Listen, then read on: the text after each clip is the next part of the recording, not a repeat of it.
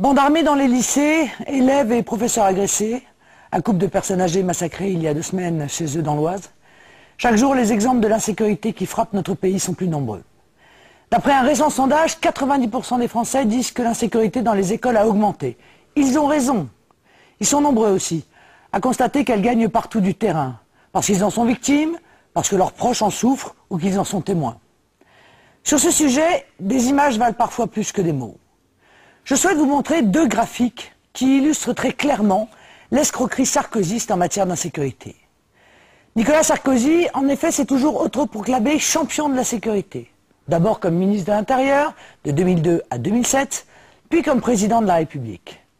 Il fait croire régulièrement aux Français qu'il s'occupe de ce fléau, qu'il a l'ambition de faire respecter l'ordre et la tolérance zéro.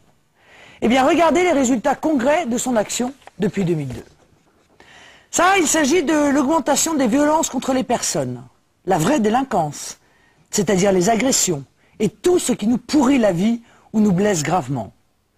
Nous avons recherché les chiffres officiels du ministère de l'Intérieur depuis 2002, au moment où Nicolas Sarkozy arrive aux responsabilités.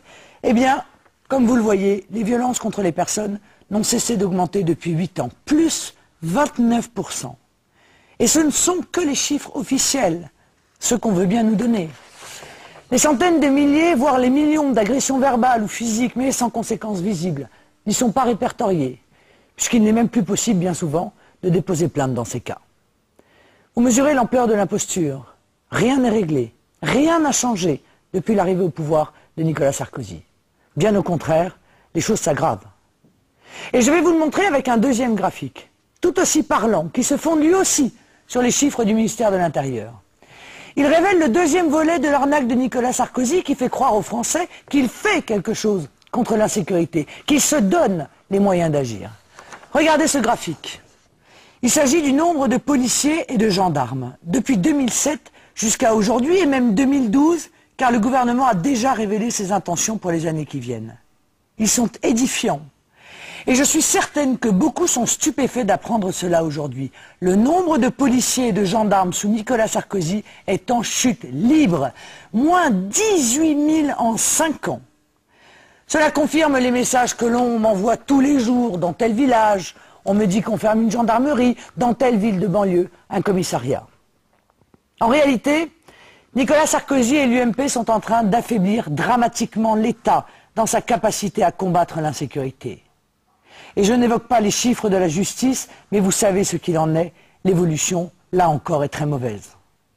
Je voulais vous montrer ces informations qui, je le répète, reposent sur les chiffres du ministère de l'Intérieur, parce que je sais que beaucoup d'entre vous et beaucoup de Français ne les connaissent pas.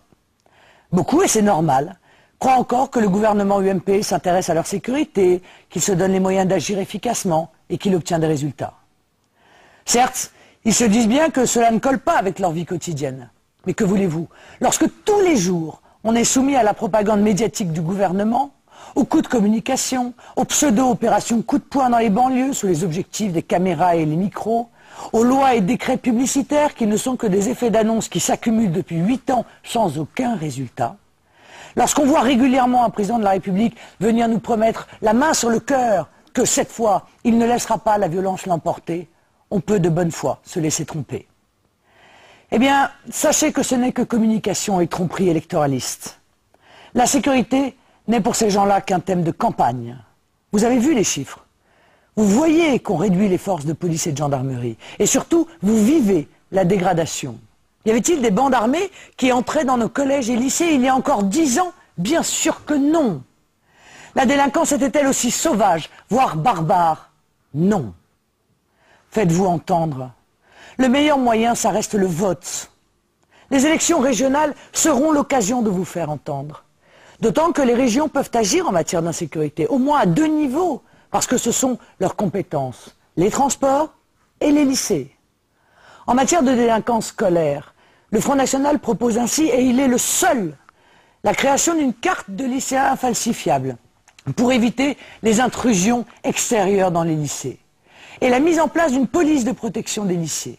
Parce que c'est à la police, et non aux professeurs ou aux surveillants, de régler les problèmes de violence et de délinquance. Cette police de protection des lycées sera un corps de la police nationale spécialisé dans la lutte contre la délinquance scolaire. Elle interviendra quand nécessaire et rapidement dans les établissements les plus violents pour rétablir l'ordre et permettre le travail serein des élèves et professeurs. Élus à la proportionnelle, nos conseillers régionaux, eux, ne vous mentiront pas. Ils agiront concrètement pour la sécurité des Français, notamment des plus faibles d'entre nous.